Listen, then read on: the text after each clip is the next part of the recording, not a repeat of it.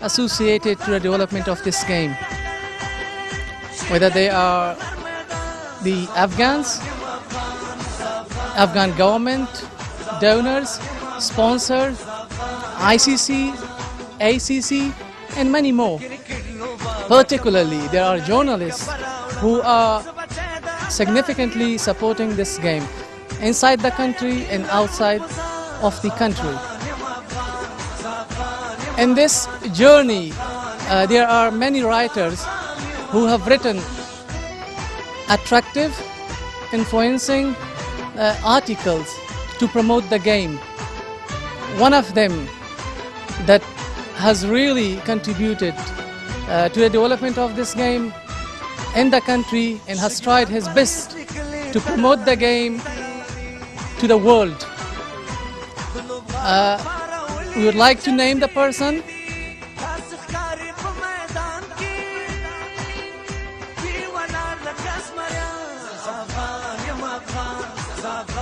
who is Mr. Matiullah Abid. The Afghanistan Cricket Board would like to award him the Journalist of the Year award, which has been recently initiated by the board. We'll be having this award on annual basis in order to promote this game. So I'm kindly requesting His Excellency Dr. Hazrat Umar Zakhirwal, Finance Minister and Chairman of Afghanistan Cricket Board, and His Excellency Ambassador of Australia to hand over him the award that the Afghanistan Cricket Board has prepared for Mr. Matiullah Abid.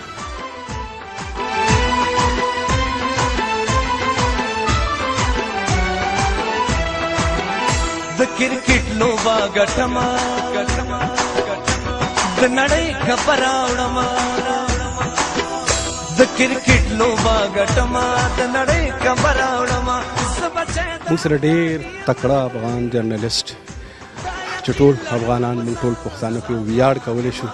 چې په تېر وخت کې زه ګورم چې د افغانستان د کرکټ څومره مرسته څومره تعاون او څومره خلک د چمتو کړی دی دې کار ته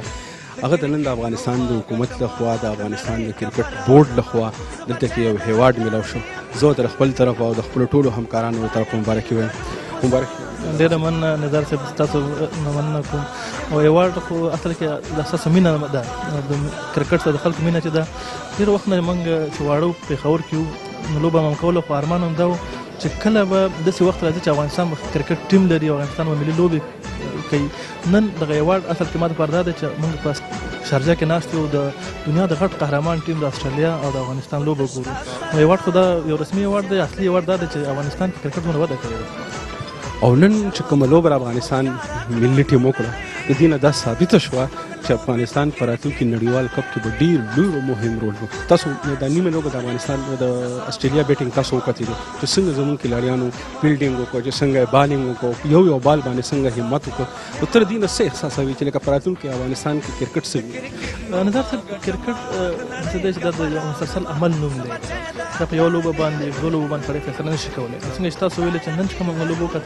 دا د ډېر په خپلو لوبغاړو غوندې لوبه وه افغانستان ټیم ته کال کې دوه درې لوبې چې چانس برابرېږي دوی مسلسل داسې لوبې ولري ټورونه او سیریزونه ولري نو زه یقین لرم چې دنیا کې چې کوم د ټاپ اول شپږ ملکونه دي هغې په مقابله افغانستان لوبه کوي که نن د انګلینډ لوبه وي یا د پاکستان او د استرالیا لوبه وي دې نه به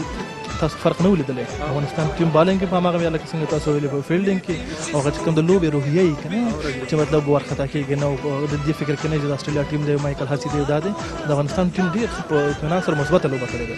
موږ وارخطا هغه چې د استرالیا ټیم سره به څنګه موږ لوبې کوو خو چې بیا رالو دلته کې یو د هغې همت هم وکتېدله واقعي چې ډېره ښه لوبه وکړه په راتلونکي کې په افغانستان کې د کرکټ د ودې لپاره تاسو غواړئ چې څه قسم ګامونه پورته شي چې په افغانستان کې کرکټ نور هم وده وکړي اصل کې افغانستان دغه څومره د کلونو د جنګونو نور مشکلات د لاسه هر څه د صفر نه شروع شوي دي افغانستان کې کرکټ هم ډېر په ابتدایي مرحلو کې دی موږ دپاره دا غټه خبره ده چې دومره وخت باندې نور ملکونه که موږ وګورو د دنیا کې چې بنګلادیش دی یا زمبابوې دی هغه هغوی په دومره عمر کې دې مرحلې ته نه ورسېدلي چې کوم مرحله کې اوس افغانستان دی نو هغه د توقع نه زیات مخکې تللی دی د خپل هغه د خوارۍ په برکت افغانستان کې د کرکټ هغه جذبه ځکه زیاته ده چې د ملي وحدت یو سمبول ګرځېدلی دی په نور شیانو کې که موږ ګورو ژبې دي نژادونه دي قومونه دي پښتانه فارسیوان دري تاجک ازبک ټول نن به ناست دا میچ به ګوري او د افغانستان بیرغ به رپېږي ترانه به اوري کرکټ ځکه زه آینده ډېر ښه وینم چې دې کې دغه نشته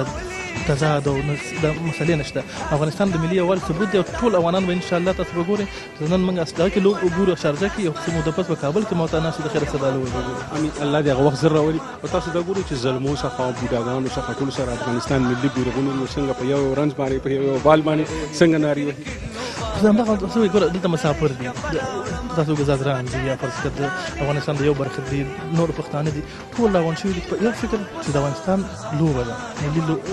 ټیم راغلی دی زادران دی منګل دی دلته روان شوي دي حمید حسن راځي دا یو احساس دی خلکو سره چې پیسو باندې راغلي ناست دي د ګرمۍ کې تاسو زیات په دوبۍ کې څونه ګرمي ده په دې فکر باندې دا احساس کوم چې د افغانستان که دغه سلسله د چاري ساتي خیر ورلډ کپ را روان دی نړیوال شلوري مقابلې دي هغه کې د افغانستان پرمختګ ان شاء الله تاسو به وګورئ چې یو ورځ به افغانستان د اول لسټمونه چې دي